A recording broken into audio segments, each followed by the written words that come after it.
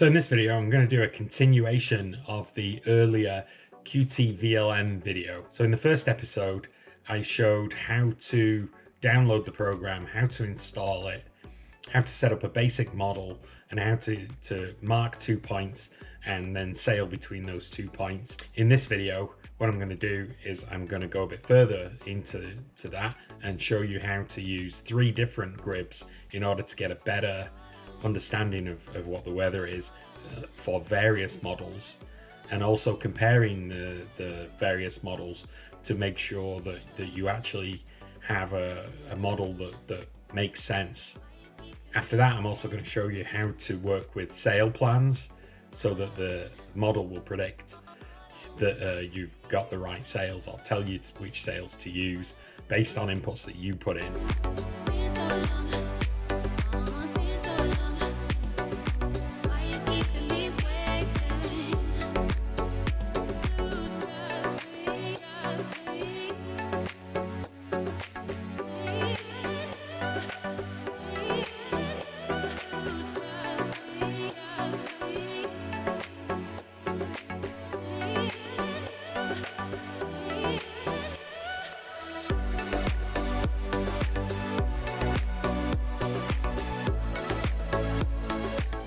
So the first thing we're going to do is we're going to recap what we did previously. So I'm going to set up a simple model using the positions that I already have. So you can see on the map here, I have Port Washington here and also the Bell Buoy here. So I'm going to set up a route between those two. But the first thing I need to do is set up the gribs. Just going to do what we did last time, and we're going to go grib slot 1, and then we're going to look at the XY grib here and the GFS model, and we're going to put it 7 days out. Okay, and then we're just going to download it. So it's preparing it on the server, and then there we go. It's very quick. It just comes down, and this tells you some information about the model you've got. So now what I'm going to do is I'm going to say routines, create a routine, make sure this is turned off, so unselect routing from the boat. We can call this test route Bell Buoy to Port Washington, and then we're just going to look in here, and I've already got these positions set up, so I am going to look for Bell Buoy to Port Washington. Okay, so now I also want to change the start date here, and I want to do sometime in the future. So I'm just going to put it forward 5 days. So I'm going to go 13th at 0800, right? All right, so 8 o'clock in the morning on the 13th, we're going to do this route, and I'm going to press OK. All right, so now it's doing its calculation, and we're going to arrive in 4 hours, 20 minutes. And now we're going to recalculate, and there we go. It says we're optimizing the route now, and we're basically going to skirt up the inside of the lake, and basically it's going to be with the wind behind us all the way into Port Washington. So if we look at this, we can edit the route, and we can do what we did last time and look at the statistics. It's 23 nautical miles, 23.78 nautical miles. We're doing it in 4 hours, 20 minutes. So we're averaging 5.5 knots. It's pretty good timing. But what we're going to do in a minute is we're going to check if all the models say the same thing. So do they agree with each other? It's very important that they agree with each other, because if they don't agree with each other and you're following one possible outcome, how do you know that that is what is really going to happen? Well, you never do, right? It's a prediction. But in a lot of cases, if you can get 3 different models to agree, chances are that's pretty good of what you're probably going to see. In the Queen's Cup last year, we had no convergence at all. The models, as we started the race, the models still said the different things. and that's the worst thing basically.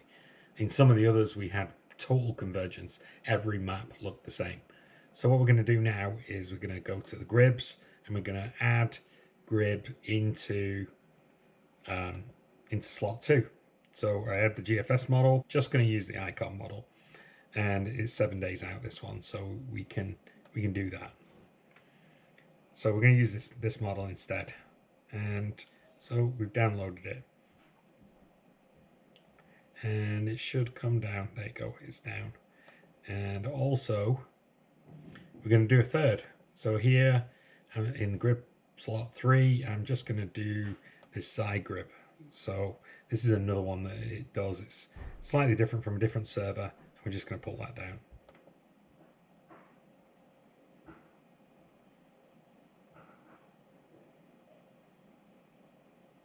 And that one's down as well. So now we've got 3 different models, and we can select which model we've got by hitting this button here. So the button shows 3 different arrows, and these 3 different arrows are the 3 different models. So if I select, so if all 3 are lit up like it is, then basically it's showing a blended version of those 3. If I click it, it'll show the first one. So this is the GFS model, and you've got to sort of remember what these models are, which ones are which. So this one's the GFS model, and then this one is the icon model, and you can see straight away that the wind direction has completely changed. So the wind direction is now 90 degrees to the boat, so it's off the beam, where before it was pretty much right behind us. So now we're going to cycle through the next one, and again this one sort of agrees with the previous prediction. So what we can do here is we can go back to the GFS model and cycle through that. See, so the blending model shows the wind behind, whereas the GFS is more or less behind, but a little bit off from the east side, west side. And then here, you know, the icon model is at 90 degrees. Now if we look at this map and now just do an optimization of the route, it'll optimize to this model, and will show you that actually you don't want to go in as close to the side as possible. And when we look at this, we can look at the statistics here, and you'll find it's still the same distance, more or less, but the distance travel went down, and that was 23.6 before. The average speed is about the same, but you can see that the average true wind has gone down. It was in the sort of 8 to 10, and this one says 4 hours 15 minutes, where before it was more like 4 hours and 20 minutes, but it's only 5 minutes different. But they are different is the point. So these 3 different models, and we'll take a look at the third one as well. So we'll look at this one, and we'll first optimize to that one, which will show us now a different route as well. And then when we look at it and edit the route, we can see in the statistics here that 5 hours 53, 5.53 is the average speed. It's going a bit further distance. The speeds are very similar to the GFS model here, but total time 4 hours 20 is the same. So basically you've got 2 models that are giving you 4 hours 20, and 2 look like they're converging pretty well, whereas the third one looks like it's basically the side. It's at the side. So the grib wasn't showing, so I'm just going to turn that back on, and there we go. Now we see the grib that's involved. So I'm going to zoom in a little bit now. I've got enough on here, and we're going to move this arrow here, and you'll be able to see the changing wind as we do that. And we're going to go through until we get to the start of the trip, which will be 8 o'clock in the morning. So I'm just going to go back. then about there, I'm just going to start the, I'm just going to basically let it animate and just watch. So before I do that, actually, I'm going to zoom in a bit more.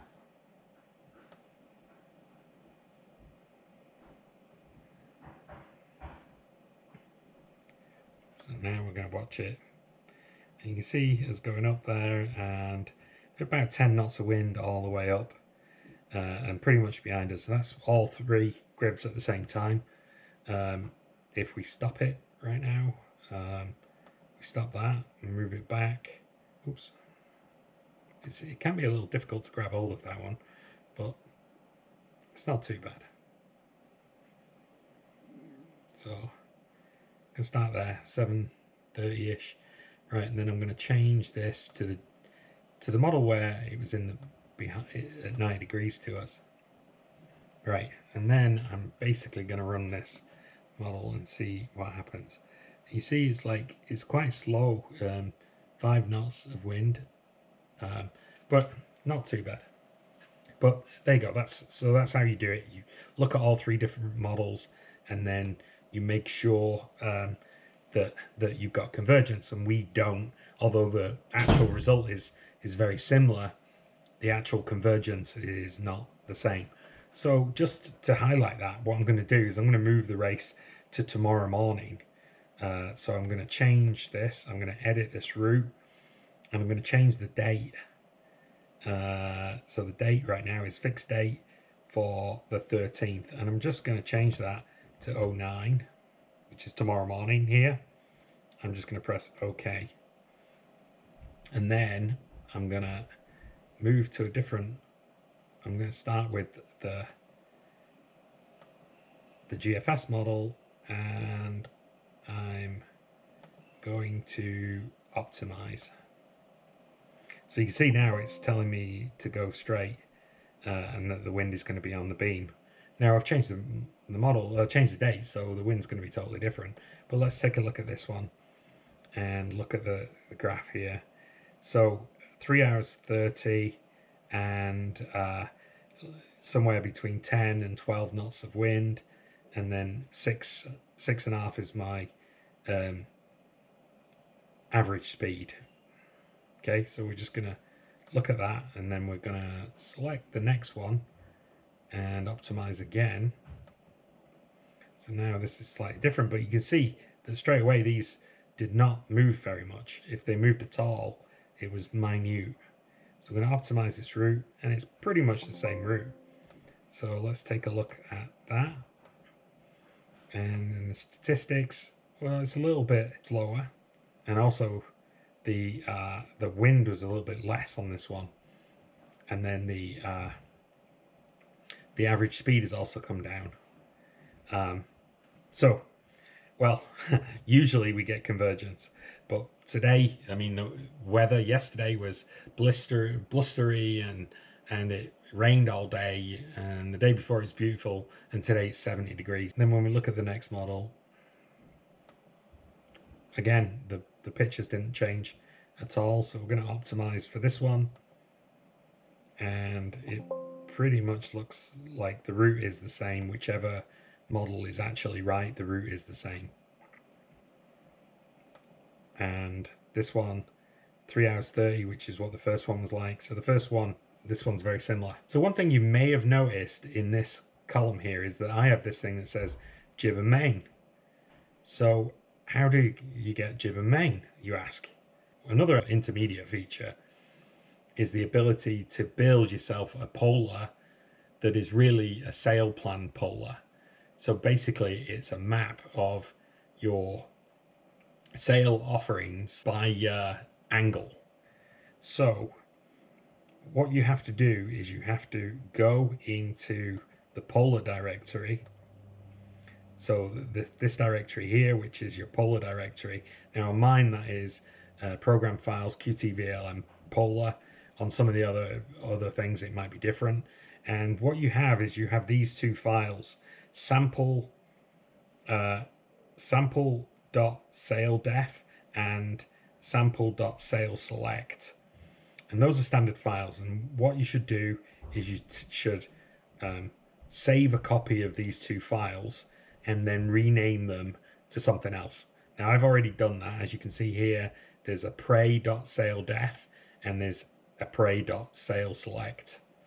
So I'm going to open these two files and I'm going to open them with Notepad. So the first one is Après.sail definition.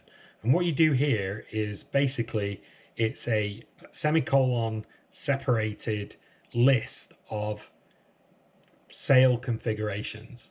Now, so if you think about every sail configuration that you can have on your boat, you should list them here. And you'll notice that there are some missing here, like just main and just jib and things like that. And also jib reefed maybe, or whatever. But these are the ones that I use most of the time. So 1, main and jib, and then 2, 1 reef in the main and jib.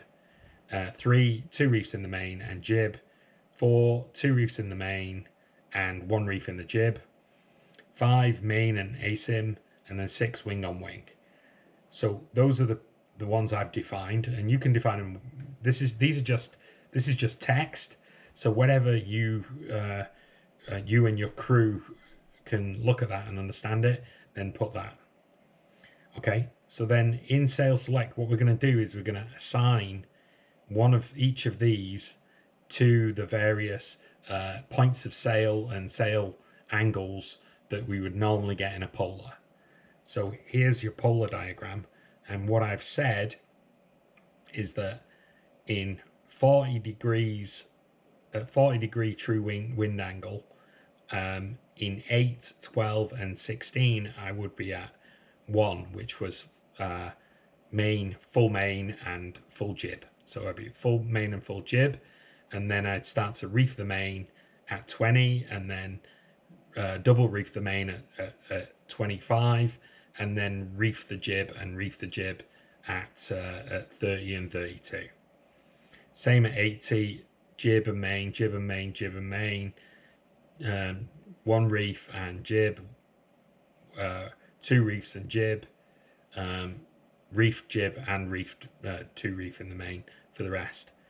So if you follow this, you'll see that that's the same with 100, and then at 110 at low wind we go down to 5, which 5 was, if we look back on the other file, 5 was main and asim. So I stick my asim up at 110 true wind angle. Maybe you could argue at 100. I probably need to do a bit of work to understand exactly where I do that. It's probably at 100, to be honest. Then once I get to about 16, I then go to 2, which is a reefed jib and main, a reefed main, sorry, and jib at 16, and so on. And then once I'm at 150, I go wing on wing. So I go wing on wing, and you could probably argue at 150, I would be maybe at also using the asim. So you could argue that, I guess. But this is what I use, and what that gives me when we're back in QT VLM is that if we look at the route log here, what you'll see is there is a sail plan for each one of these dates. And then what you can see here is that the sails are listed as jib and main for all this column here. And that is basically it's basically showing you every 5 minutes. So every 5 minutes throughout, it's showing you which sails you should have. And it will tell you at the end how many sail changes. And in this case, because it's basically, you know, the angles are as they are, and it's always at the beam, then basically it's telling me that I'll be in jib and main all the time. But it would tell you normally on the statistics page here, number of sail changes, and then it would tell you which one you use most. So that's a bit more information on QT VLM. Hopefully this is helpful. There's some upcoming races, and hopefully people use the software to see if they can do any better. Let me know. Please like, subscribe, and comment, especially if you've got any more tips, any QT VLM tips for the rest of us to use. That would be good.